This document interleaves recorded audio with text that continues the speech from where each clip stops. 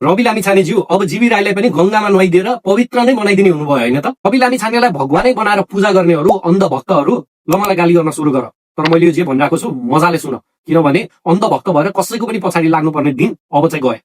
जीवी राई माथिको सम्पत्ति शुद्धिकरण र संगठित अपराधको मुद्दा फिर्ता लिने जस्तो गम्भीर न्यायिक विचलनमाथि कसैले आपत्ति नजनाउनु र चुपचाप सहीछाप गर्नु अनौठो देखिन्छ। देश चुनावको व्यस्ततामा होमिएको बेला क्रमशः उन्मुक्ति दिने नियतले गरिएको यस्तो चलखेल र निर्णयलाई अदालतले रोक लगाएन भने देश नै ब्ल्याकलिस्टमा जान त सक्छ नै, देशको आर्थिक र सुशासनको छवि ध्वस्त पनि हुन सक्छ। यो सानोतिनो ठगी या घरेलु केस मात्रै होइन, लाखौं निमुखा र सर्वसाधारणको सहकारीमा रहेको बचत स्वाहा भयो, संगठन नै बनाएर अरबौं रुपियाँ ठगी भयो। ती धेरै मध्ये जीवी राई एउटा मुख्य खेलाडी भएको भन्ने थियो। उनीमाथि आधा दर्जन जति सहकारीबाट अरबौं रुपियाँ अपचलन गरेको गम्भीर आरोप छ। देशभर हजारौं पीडित छन्, कति धेरैको बिचल्ली छ। उनका धेरै कम्पनी र ठगी मध्ये गोर्खा मिडिया पनि एक थियो। रवि लामिछाने पनि त्यसको 15% शेयर धनी र कार्यकारी निर्देशक नै भएकोले उनीमाथि समेत ठगीको मुद्दा थियो। 35% शेयर स्वामित्व भएका माथि पनि मुद्दा चलिरहेको नै छ। रवि लामिछानेले सरकारी कागजमा शेयर किनेको भनेर हस्ताक्षर गरे पनि त्यो लगानी बिनाको शेयर भएको एवं कार्यकारी निर्देशक भए पनि लगानी ल्याउन जीवी राईको मात्रै हात भएको दाबी गर्दै आफूमाथि मुद्दा चल्नु प्रतिशोध भएको बताउँदै आएका छन्। यद्यपि अदालतको आदेशले उनलाई सामान्य कर्मचारी मात्रै भन्न नमिल्ने, शेयर नै किनेको देखिने,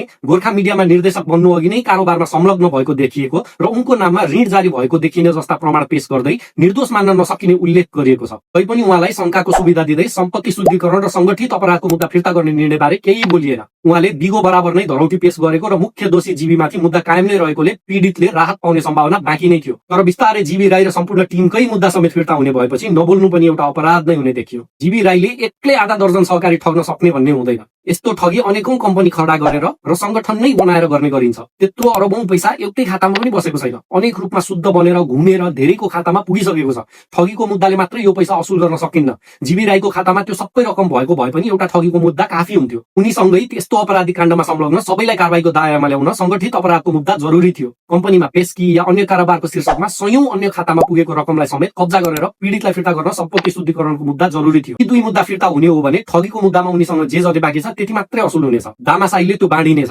उनीसँग अरबौं रुपियाँ बाँकी छैन, उनी टाट पल्टिएका छन्। उदाहरणका लागि गोर्खा मिडियाको सबै पैसा उच्च पदस्थको पेस्की र तलबको नाममा खर्च भइसकेको छ। जबकि त्यसका दर्जनौं पत्रकार र कर्मचारीले लामो समयको तलब समेत नपाएर आन्दोलन गरेका खबर पढिएको थियो। अब अदालतले विवेक पुर्याएन भने बचतकर्ताको पनि पसिना डुब्ने देखियो। जीवी राई सानोतिनो सजाय र धरोटीपछि अब चुनाव लडेर अर्थमन्त्री नै बन्ने बाटो पनि यो निर्णयले अब खोलिदिएको छ। सबै जिम्मा जीवी राईको भएको भन्ने थियो। अब जीवी राईलाई नै सफाई दिने प्रपञ्च भएपछि अन्तिममा खै खोलो सुक्यो जस्तो हुने सम्भावना एकदमै बढेको छ। र आश्चर्य लाग्छ कि सबैजना चुपचाप देखिन्छ। सहकारी ठगी त राजनीति मात्रै बन्यो, पीडितको पीडा भोटको विषय बन्यो। यस्तो सम्पत्ति शुद्धिकरणको भयानक र हाई प्रोफाइल केस सरकारले नै कानून विपरीत फिर्ता लिने हो भने यसले देशको छवि र विश्वसनीयतालाई ठूलो हानि पुर्याउनेछ।